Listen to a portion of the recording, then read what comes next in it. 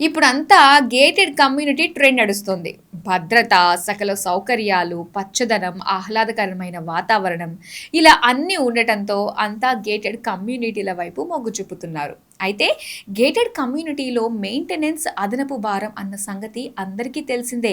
కానీ ఇప్పుడు ఇంటి మెయింటెనెన్స్ పైన కేంద్ర ప్రభుత్వం 18% జీఎస్టీ భారం మోపింది. దీంతో గేటెడ్ కమ్యూనిటీ అసోసియేషన్లు పెద్ద ఎత్తున ఆందోళన వ్యక్తం చేస్తున్నాయి. ఇలాంటి అనేక స్టోరీల కోసం మీరు మా RAG టీవీని సబ్స్క్రైబ్ చేసుకోండి.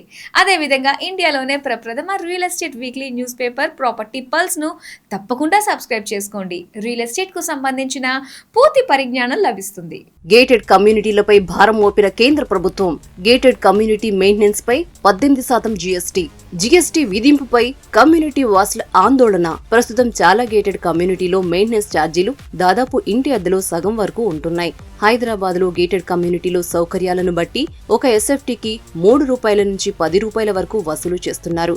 దీంతో 3000 SFT విస్తీర్ణం గల ఇంట్లో ఉంటున్న వారికి దాదాపు సుమారు 10,000 మెయింటెనెన్స్ దాటుతుంది. ఇప్పుడు కేంద్ర ప్రభుత్వం ఇంటి మెయింటెనెన్స్ ని సైతం జీఎస్టీ కిందకు తీసుకొచ్చింది.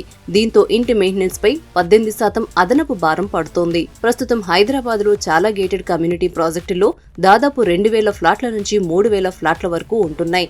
అంటే ఒక్కో కమ్యూనిటీలో 10,000 నుంచి 20,000 జనాభా నివసిస్తోంది. అంతమందికి తగ్గట్లుగా పార్కులు, క్రీడా ప్రాంగణాలు, జిమ్, క్లబ్ హౌస్లు, మెడికల్ షాప్, ATM, కిరాణా స్టోర్లు అన్ని వసతులు అందుబాటులోనే ఏర్పాటు చేస్తున్నారు. వాటన్నింటినీ మెయింటెనెన్స్ చేయడానికి వెల్ఫేర్ అసోసియేషన్ గా ఏర్పడి ప్రతి ఫ్లాట్ కి మెయింటెనెన్స్ వసూలు చేస్తారు. ఇప్పుడు అలా వసూలు చేసే మెయింటెనెన్స్ కు కేంద్రం జీఎస్టీ విధించడంతో అదనంగా ప్రతి ఒక్కరిపై 1,500 నుంచి 3,000 వరకు అదనపు భారం పడుతుందని గేటెడ్ కమ్యూనిటీ వాసులు ఆందోళన వ్యక్తం చేస్తున్నారు.